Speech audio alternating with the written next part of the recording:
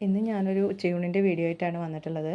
അപ്പോൾ ഇന്ന് ചേമ്പും കുമ്പളങ്ങയും പിന്നെ ഒരു ഓമയ്ക്ക എടുത്ത് വെച്ചിട്ടുണ്ട്. ഓമയ്ക്ക ഉപ്പേരി വെക്കാനാണ്. ചേമ്പും കുമ്പളങ്ങയും കൂടി ഒരു മുളക് കൃഷിയാണ് ഉണ്ടാക്കുന്നത്. ഒരു പഴയ കൂട്ടാനാണ്. അപ്പോൾ അതിന് വേണ്ടിയിട്ട് ചേമ്പ് തോലൊക്കെ കളഞ്ഞ് കഴുകി വൃത്തിയാക്കി അരിഞ്ഞ് കുക്കറിൽ ഇട്ട് കൊടുത്തിട്ടുണ്ട്. കുമ്പളങ്ങയും വൃത്തിയാക്കി കഷ്ണങ്ങളാക്കിയിട്ട് കുക്കറിലേക്ക് ഇട്ട് കൊടുത്തിട്ടുണ്ട്. അതിലേക്ക് ചെറിയൊരു സ്പൂൺ മുളക് പൊടിയും 1/4 ടീസ്പൂൺ മഞ്ഞൾപ്പൊടിയും പാകത്തിന് ഉപ്പും വേവാൻ ആവശ്യത്തിനുള്ള വെള്ളം ഒഴിച്ച് കൊടുത്തിട്ട് കുക്കറിൽ നന്നായിട്ടൊന്ന് വേവിച്ചിട്ട് ആ ചേമ്പിൻ്റെ കഷ്ണങ്ങളൊക്കെ ഒന്ന് ചെറുതായിട്ട് ഉടച്ചു കൊടുക്കുക. ഇനി ഇതിലേക്ക് ആവശ്യത്തിന് പുളിവെള്ളം ഒഴിച്ചിട്ട് നന്നായിട്ടൊന്ന് തിളപ്പിച്ചെടുക്കുക. എന്നിട്ട് കടുകും ഉണക്കമുളകും കടുക് പൊട്ടിച്ചിട്ട് കറിയിലേക്ക് ചേർത്ത് കൊടുക്കുക. അപ്പോൾ ഇത് നല്ലൊരു ടേസ്റ്റുള്ള കറിയാണ്. ഒരു പഴയ കൂട്ടാനാട്ടോ അത്. ഓമക്കായ തോലൊക്കെ ചെത്തി അതിൻ്റെ ഉള്ളിലത്തെ കുരുവൊക്കെ കളഞ്ഞിട്ട് ഞാൻ ചെറിയ കഷ്ണങ്ങളാക്കിയിട്ട് അരിഞ്ഞ് വെച്ചിട്ടുണ്ട്.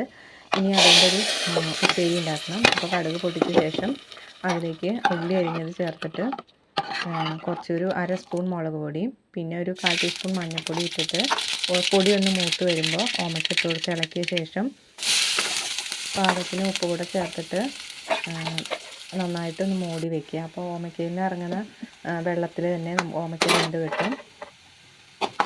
അപ്പോൾ ഓമയ്ക്ക ഉപ്പേരി ഇവിടെ റെഡി ആയിട്ടുണ്ട്. അപ്പോൾ നല്ല വെള്ളം തോർത്തിയെടുത്താൽ നല്ല ടേസ്റ്റുള്ളൊരു ഓമയ്ക്ക ഉപ്പേരി തന്നെയാണ്. നമ്മുടെയൊക്കെ വീട്ടുവളപ്പിൽ മുരിങ്ങ ഓമയ്ക്ക പോലുള്ളതൊക്കെ നട്ട് വളർത്തുകയാണെങ്കിൽ നമുക്ക് ആഴ്ചയിൽ ഒരിക്കലെങ്കിലും വിഷമില്ലാത്ത ഒരു പച്ചക്കറി നമുക്ക് കഴിക്കാമല്ലോ. അപ്പോൾ ഇതൊക്കെ ഞങ്ങളുടെ വീട്ടിലുണ്ടാവുന്നതാട്ടോ, ഈ ഓമയ്ക്കൊക്കെ.